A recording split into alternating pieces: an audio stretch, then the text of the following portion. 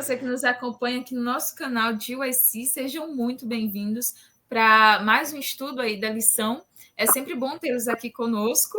E se você ainda não nos conhecia, nos siga em nossas redes sociais. Aqui no nosso canal no YouTube, você pode se inscrever e ativar as notificações para receber mais conteúdos do GYC e também nos siga no Instagram, @GYCBrasil. Bom, antes de iniciarmos a recapitulação da nossa lição, eu gostaria de te convidar a fazer uma oração. Então, vamos fazer uma oração. Leandro, você poderia orar para a gente? Oremos. Santo Deus, amado Pai, nos ajude a aprender com as lições que o Senhor tem a nos ensinar na história de Josué. Nos ajuda, meu Pai, a compreender os seus princípios e, sobretudo, nos ajuda, Senhor, nas nossas fraquezas. Nos ajuda principalmente na nossa autossuficiência. E que a nossa confiança em Ti não seja somente em momentos decisivos, mas em cada particular decisão. Nos ajuda agora, meu Pai, que através dessa lição, e que as pessoas que estão do outro lado da tela sejam abençoadas. Conduza-nos durante as perguntas, em nome de Jesus. Amém. Amém. Então, o tema da nossa lição, nossa lição de número 7, tem por tema enganos fatais. E é baseado no capítulo 9 de Josué. E depois das vitórias de Israel, o Senhor, com a sua mão forte, conduzindo o povo, ali depois das vitórias de Jericó e Ai, acontece que havia um povo, os gibeonitas, que ouviram falar das maravilhas, das conquistas de Israel, e eles ficaram com medo, eles ficaram com muito medo, porque eles sabiam que nenhuma nação conseguia resistir ao Deus de Israel. E o que eles fizeram?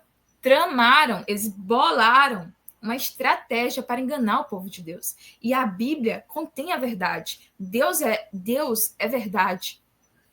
Da palavra do Senhor não sai mentira, portanto a sua palavra é verdadeira. E conta que sabe o que aconteceu? Infelizmente, o povo de Josué caíram na armadilha do inimigo. E que chega a uma grande pergunta. O que será que levou Israel a ser enganado pelos gibeonitas? Então, para responder a tua pergunta, a gente pode puxar um pouquinho antes da história. Em todos os momentos que o povo de Israel precisou de alguma coisa, eles foram em auxílio de Deus. Em primeiro lugar, para serem libertos da escravidão, eles clamaram a Deus, e Deus enviou Moisés. Depois, quando começaram as pragas, Deus protegeu o seu povo, os separou do povo do Egito, dos egípcios. Depois, na abertura do Mar Vermelho, e enfim, durante aí toda a trajetória do povo no deserto. Mas sempre eles pediram orientação de Deus. A opinião, digamos assim, de Deus em relação ao que eles iriam fazer, ou que pretendiam fazer. Só que quando os gibeonitas chegam no acampamento do povo, eles, obviamente, que bolaram ali todo um plano e o executaram muito bem. Nós não vamos com roupas novas, vamos com roupas velhas. O nosso odre de vinho ele vai estar gasto, vai estar rasgado. O pão vai estar com bolor.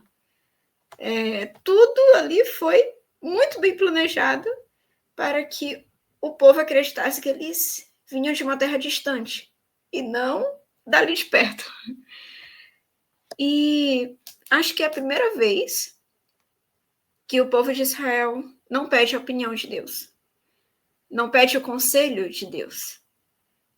No colete sacerdotal, tinha as pedras que eram o Urim e o Tumim, que eram exatamente para saber a vontade de Deus. Se uma pedra acendesse, seria não, e se outra acendesse, seria sim.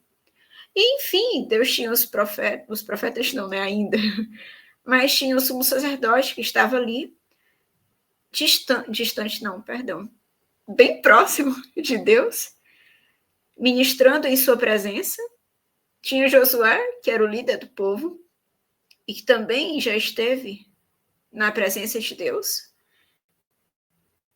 Enfim, não faltava opção para buscar a vontade de Deus. E o povo fez justamente o contrário. acreditou ali, rápido. Josué até disse, será se vocês não vêm de uma terra distante, não? E querem enganar a gente? Mas acho que os gibeonitas fizeram ali uma lábia muito boa, muito bem feita, e o povo de Israel caiu. Só que Deus havia falado, não façam acordo com os povos da terra. Não quero isso. E o povo de Israel fez, porque não buscou a Deus. Só que 3 dias depois deles terem feito esse acordo de que não matariam aquele povo de uma terra distante, eles descobrem que o distante estava bem ali perto. Mas esse é um ponto muito interessante da história, que eu acho particularmente um dos melhores. Porque apesar do povo ter sido enganado, eles não voltaram atrás com o acordo. Poderiam muito bem ter feito, é claro, já que foram enganados. Mas não, eles asseguram a sua palavra e a cumprem. E em Salmos, no capítulo 15, o verso 1 diz assim: Senhor, quem habitará no teu tabernáculo? Quem morará no teu santo monte?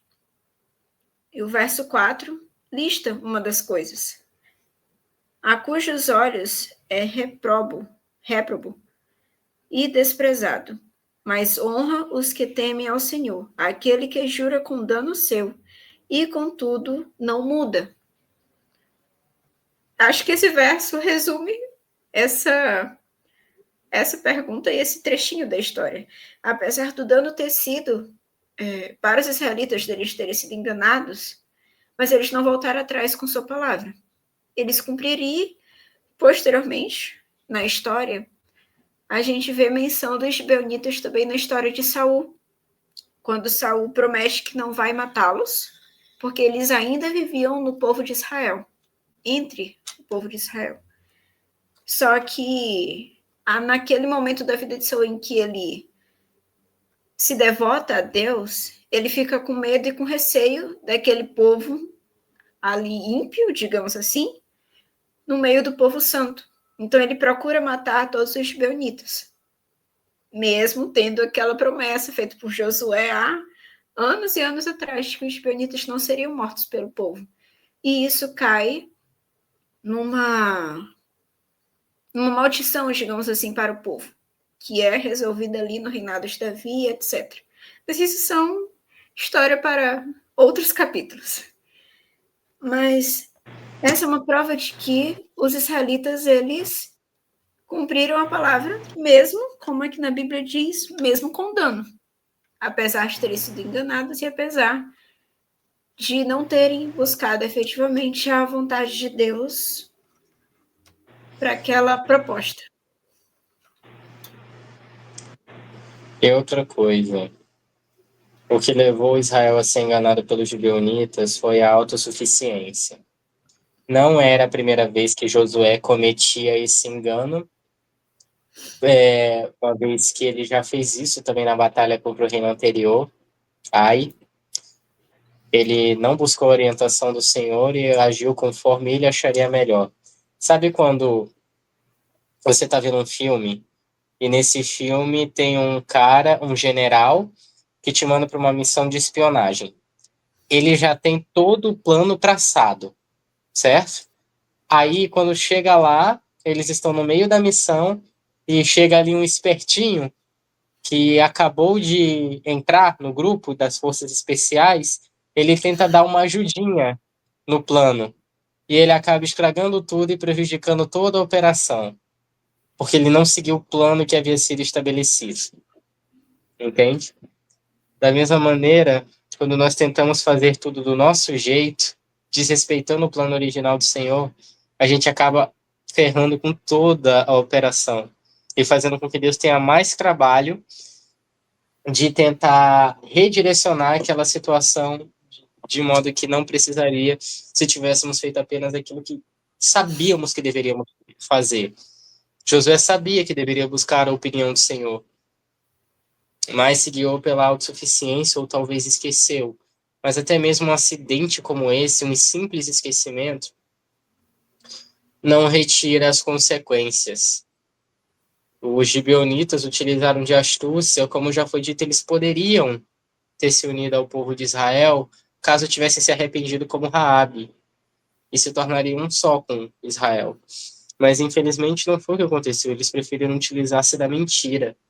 E Israel, se deixando levar pelas aparências também da situação, não viram nenhum perigo, mas é geralmente assim que Satanás vai se apresentar, como algo inofensivo, algo que não pode fazer mal, algo que está ali simplesmente mostrando que você tem o poder para fazer aquilo, tem o poder de ajudar, tem o poder de direcionar aquela situação, para que depois nós vejamos que caímos em grande armadilha.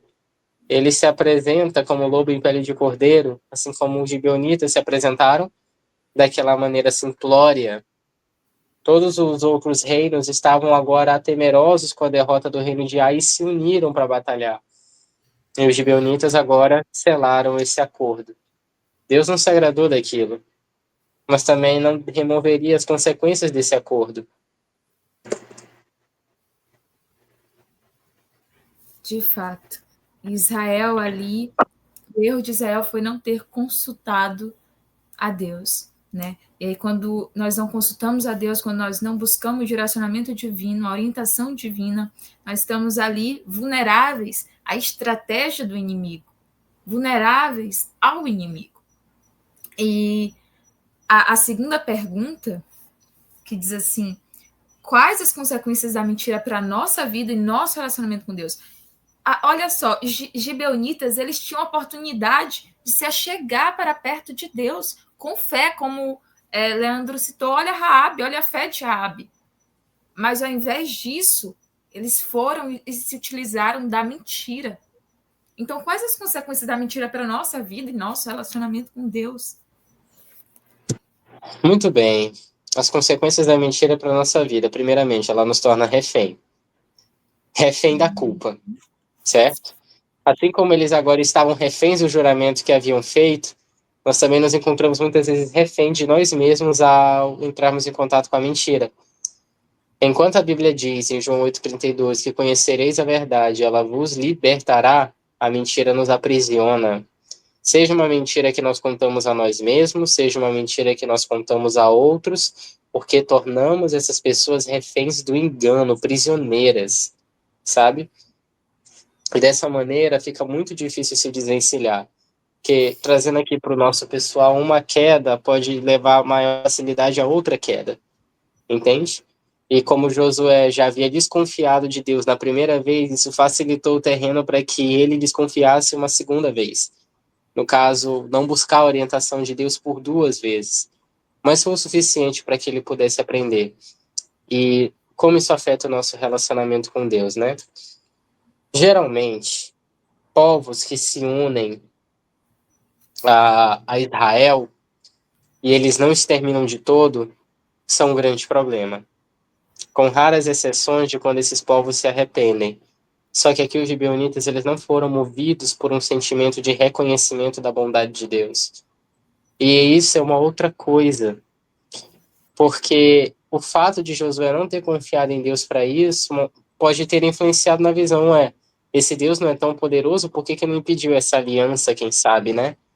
Então, a maneira como nós nos aproximamos de Deus também muda a maneira que nós olhamos para Ele, sabe? A lição, inclusive, vai falar mais a respeito disso. O seguinte, a forma como enxergamos a Deus influencia diretamente a maneira como nos aproximamos dele. Às vezes agimos como gibeonitas. Sabemos que Deus é poderoso e que pode fazer o impossível, mas temos dificuldade de pensar que ele realmente se importa conosco. O que leva uma pessoa a mentir muitas vezes? Acreditar que a verdade não vai lhe trazer nada de bom e que o caminho para a felicidade é o caminho mais fácil, até que nos deparamos com as consequências dela, que geralmente é sofrimento, afastamento das pessoas que amamos. Vejam só, os gibeonitas não foram todos para o acampamento, foi apenas uma parte, mas a mentira deles os obrigaria a se afastar da sua gente, de modo que eles ficaram desprotegidos e foram atacados pelos outros reinos. Só então eles recorreram ao Deus de Israel para que intervisse em favor deles. Entende? Muitas vezes a mentira vai nos colocar em uma situação de cerco, onde nós não temos outra escolha, a não ser depender de Deus. E isso vai gerar, com certeza, um grande livramento, mas não isento de consequências, né? A mentira nos afasta daqueles que amamos, ela nos aprisiona nas nossas próprias conjecturas e prejudica também pessoas que não tinham absolutamente nada a ver com a história.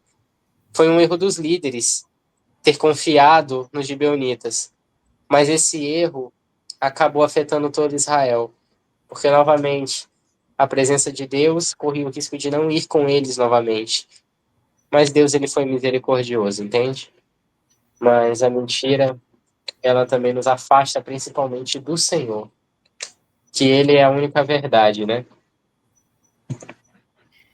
E acho que o que principalmente motivou os gibeonitas foi o medo da morte. Porque pensemos, os israelitas estavam vindo destruindo todo mundo.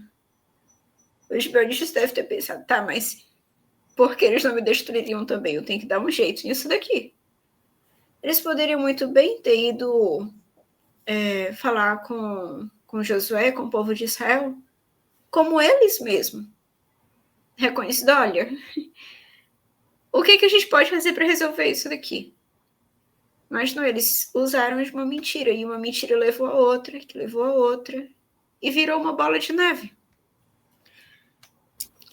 E o que nos motiva, geralmente, a contar uma mentira é o medo, só que da consequência. Como o Leandro falou, às vezes a gente recorre à mentira porque a verdade, ela aparentemente não vai trazer nada de bom. Muito pelo contrário. Haverão consequências ruins. E eu acho que, na verdade, os gibeonitas eles só recorreram aos israelitas quando foram atacados pelos 5 povos, não foi nem tanto por Deus. Acho que não foi por Deus, mas pelo povo mesmo. Porque eles devem ter pensado, se eles destruíram Jericó, podem muito bem destruir esses 5 aqui também. Se eles destruíram os outros povos que estavam no caminho deles, esses daqui também vão ser destruídos. Talvez eles não tenham pensado logo de imediato em Deus, no seu poder e nesse tipo de coisa, mas eles pensaram só nele, sabe? Em benefício próprio, o que a gente ganha com isso? E a mentira, ela afeta não só a nossa vida, mas a vida das pessoas que geralmente estão ao nosso redor, as pessoas que nós amamos. É tanto que a Bíblia diz que o diabo é o pai da mentira. E no reino de Deus não há mentira, não tem essa presença. E a partir do momento que a gente começa a praticar esse tipo de coisa, a gente começa a se afastar de Deus. Uma coisinha aqui, outra coisinha ali. É tanto que agora a gente tem o termo da mentira branca, né? É aquela mentira que não faz mal você contar, que tá tudo bem você contar. Só que a gente esquece que para Deus não tem a mentirona e a mentirinha, sabe? É tudo mentira de qualquer jeito. E é tudo pecado de qualquer jeito. É a mesma coisa da gente separar em pecadinho e pecadão. Por exemplo, eu contei uma mentira, mas fulano matou, mas fulano assassinou. Como é que eu que contei uma mentira que vou me comparar a fulano que assassinou alguém? Aí a gente separa. Não, ele pecou mais, então é um pecadão. Mas diante de Deus, não tem essa de você pecar menos, pecar mais, ou uma coisa ter mais peso do que a outra. Não. Tudo requer o sangue de Jesus para que sejamos perdoados. Sim, sim. Também, quando você mente, com quem você se associa mais? Na postura de enganadores, eles se assemelharam a uma serpente, não é? Tentando enganar o povo de Deus. E Deus é tão puro e santo que nenhum mal pode existir na sua presença. É por isso que está escrito: vossas iniquidades cavam um abismo entre vós e vosso Deus. É por isso que uma das características do povo de Deus nos últimos dias, os 144 mil, é que não se achou mentira na sua boca. E eles não são culpados de coisa alguma. Mas Deus, ele se agrada da verdade e da sinceridade. Assim como nas festas de Israel eles comiam pão sem fermento, Cristo também foi a pessoa mais verdadeira que já existiu. E significa que temos que ser por fora aquilo que somos por dentro, né? E isso tem que gerar reconhecimento em nós, a respeito de quem nós somos, a respeito de quem Deus é. Você mentir, pode chegar um momento que você vai acreditar na sua própria mentira e aquilo vai se tornar uma verdade. E até o seu relacionamento com Deus se prejudica pela maneira como você passa a enxergá-lo. Fora de que Deus não pode ter comunhão com esse tipo de coisa. Aquilo que ele já amaldiçoou, ele não tem como abençoar. Então, os gibeonitas ali, o engano que eles fizeram, né, a mentira que eles tramaram ali, trouxe para eles consequências irreversíveis. Desonra, escravidão. É isso que a mentira faz, nos escraviza. E é dessa forma que Satanás tenta nos escravizar, através do engano, da mentira. Então, nós precisamos ter cuidado, estar sempre em comunhão com o nosso Deus. E, bom, agora chegou o nosso momento da dica de Oici. Roda a vinheta.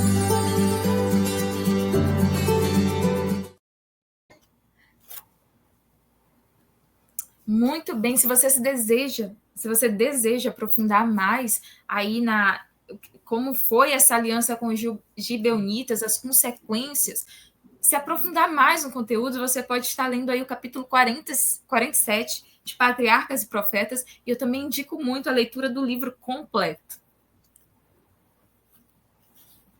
Então, nós chegamos à nossa última pergunta.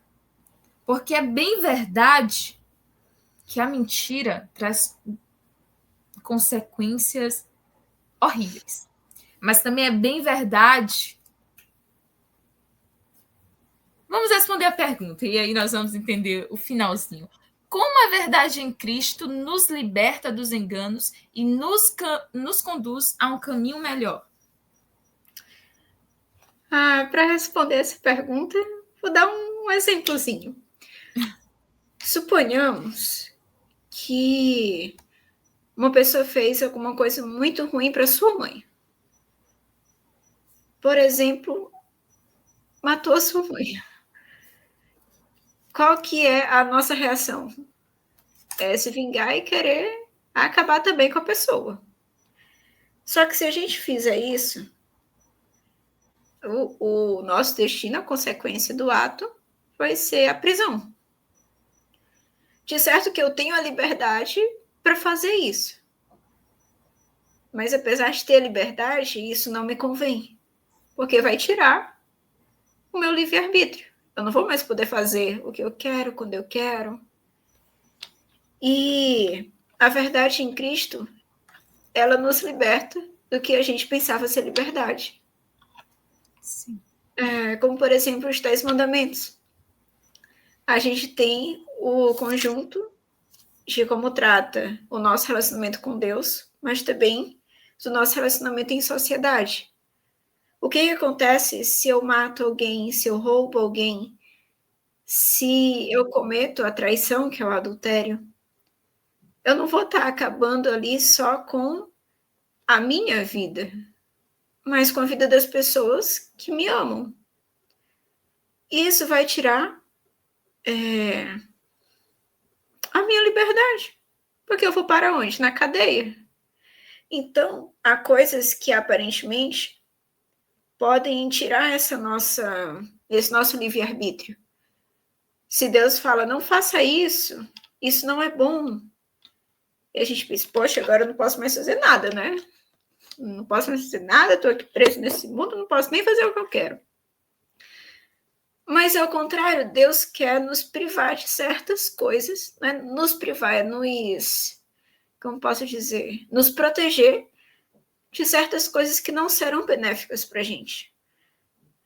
Porque, aparentemente, nós temos uma liberdade, mas não é liberdade em Cristo. Não é a verdade que Deus apresenta para nós. Não é o seu amor, a sua graça. E o caminho melhor, tem caminho melhor do que a salvação? Do que uma vida eterna com Cristo no céu, sendo co-herdeiros do seu reino? Olha que honra nós temos. Um mundo que caiu em pecado, que matou o Filho de Deus, que teve que vir aqui para que nós tivéssemos a chance e a oportunidade de estarmos novamente com Ele face a face. Olha que honra Deus nos dá de reinarmos ao lado dele, sendo que muitos outros mundos não caíram em pecado, mas nós iremos reinar ao seu lado. Quer caminho melhor que esse? Responda você que está do outro lado da telinha nos assistindo. E outra coisa, eu volto a João 8,32, e conhecereis a verdade, ela vos libertará. De que maneira, né? Como que a verdade nos liberta dos enganos? Simples. A resposta está no texto. A verdade nos libertará se nós a conhecermos. Conhecereis que sereis libertados. Tudo se resume em conhecer a Deus. Conheçamos e prossigamos em conhecer ao Senhor. E diz o seguinte: conhecereis a verdade, ela vos libertará. Quem é a verdade? É Cristo. Eu sou o caminho, a verdade é outra coisa. Ele fala também que é a vida, né? João 17 diz o quê? E a vida eterna é esta, que te conheçam, a ti, o único Deus verdadeiro, e a Jesus Cristo, a quem enviaste. O impressionante é que a verdade nos dá liberdade, como Yasmin falou, daquilo que a gente pensava ser liberdade. Ser livre é fazer o bem. Ser livre é ser obediente a Deus. Ser livre é ter o domínio de si mesmo e não ser escravo dos seus vícios. Ser livre é ter a liberdade para conhecer, a possibilidade de conhecer a Jesus de maneira profunda. E você também tem liberdade para rejeitá-lo. Mas essa liberdade só se torna real a partir do momento que você conhece a verdade. Aí então você é livre para poder escolher se permanece ao lado dele ou se não. E veja mais, tá? Que a vida eterna é essa, que te conheçam a ti, o único Deus verdadeiro, Jesus Cristo, a quem enviaste. O conhecimento de Deus nos dá liberdade para amá-lo. Porque está escrito em 1 João 4, verso 7, de que o amor procede de Deus. Todo aquele que ama é nascido de Deus e conhece a Deus. Aquele que não ama, não conhece a Deus, porque Deus é amor. Amor só é amor quando ele é compartilhado. Eu só posso amar a Deus a partir do momento que ele compartilha. Porque nisto se manifestou o amor de Deus, em ter enviado a nós o seu Filho unigênito, a fim de vivermos por ele. Nisso consiste o amor. Não que tenhamos amado a Deus, mas em que ele nos amou e nos enviou o seu Filho como propiciação pelos nossos pecados. Satanás pode nos dar amor? Não. Ele quer que sejamos felizes? Não. Podemos escolher conhecê-lo? Ele não se importa com isso. Somente que você esteja em seus braços, para que te aprisione para todo sempre. Isso é algo incrível. A verdade de Cristo nos liberta a partir do momento que decidimos conhecê-lo. E conhecê-lo através da palavra de Deus. E como que isso nos conduz a um caminho melhor? Simples. Lâmpada para os meus pés é a tua palavra e luz para o meu caminho. Ela ilumina e deixa tudo às claras. Todas as cartas estão na mesa e você pode tomar a sua própria decisão baseada nas evidências. Que a nossa escolha seja: escondi tua palavra no meu coração para não pecar contra ti. Como pode, pois, um jovem guardar puro o seu caminho? Observando segundo a tua palavra. A palavra de Deus, ela nos traz liberdade, pois foi pela palavra de Cristo que endemoniados foram libertos. Foi pela palavra de Cristo que paralíticos andaram. Foi pelas palavras de Jesus que pessoas tiveram suas vidas transformadas, abandonaram vícios, abandonaram pressuposições que as aprisionavam em si mesmas, abandonavam as mentiras que elas mesmas contavam a respeito de si e valorizaram a opinião do Senhor. É pelo conhecimento profundo e o contato íntimo com Cristo que é a palavra ativa. Porque quando você conhece a palavra de Deus, você não conhece simplesmente coisas escritas. porque palavras nada mais são do que a expressão da mente e do coração. Conhecer a verdade significa conhecer o coração de Deus. Quando você está em um relacionamento, seja de amizade ou romântico e tudo, ou até mesmo um relacionamento familiar com seus pais, você conhecer o coração daqueles que você ama te dá liberdade de dar o seu melhor para vê-los felizes. Porque quem é livre não vive triste, não vive escravo da culpa, mas é prisioneiro da alegria. A verdadeira liberdade consiste em ser prisioneiro de Cristo, como o próprio Paulo também o era. Então, você que está do outro lado da tela, pense bem, tá? Pense bem. Que lições extraordinárias Deus nos ensinou, né? A estarmos vigilantes, porque o inimigo está nos rodeando, estarmos vigilantes em comunhão com ele, para não cairmos nos enganos de Satanás. A depender dele completamente, não em nós mesmos, mas em Deus. E terceiro, o valor da verdade. Josué, o povo, falhou. É verdade, a Bíblia conta, a Bíblia é ali, como o Leandro disse, né? A palavra de Deus. Conta a verdade, não há mentira ali. Mas também é verdade que Deus é justo e fiel. Amém? Amém. Então, vamos... Amém, aleluia. Vamos fazer uma oração. Acho que só para finalizar, lembrei de um comentário que a Bíblia ela mostra os erros de cada personagem, inclusive do povo, que era um povo santo. E isso é o nosso manual o manual de sobrevivência, sabe? Dos dias atuais pra gente. A Bíblia tem tudo. O que fazer, mas tem também o que não fazer. Então, que nós nos apeguemos aos conselhos, aos acertos e ao que fazer.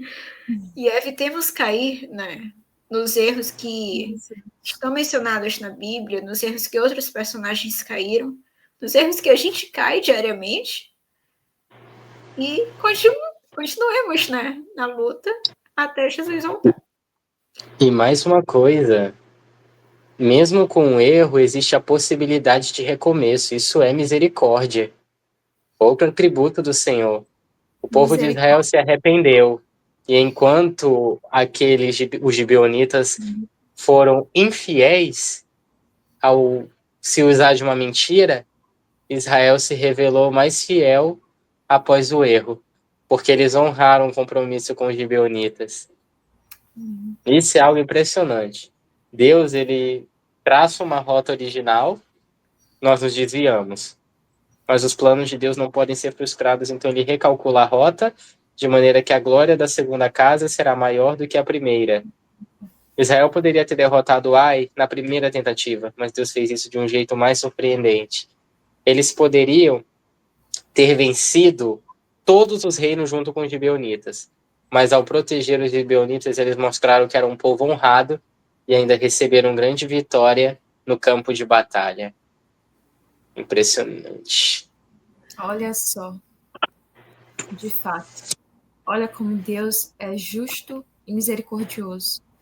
Então, e agora vamos fazer uma oração. Te convido a você aí, que está do outro lado da telinha, a orar junto conosco. Oremos.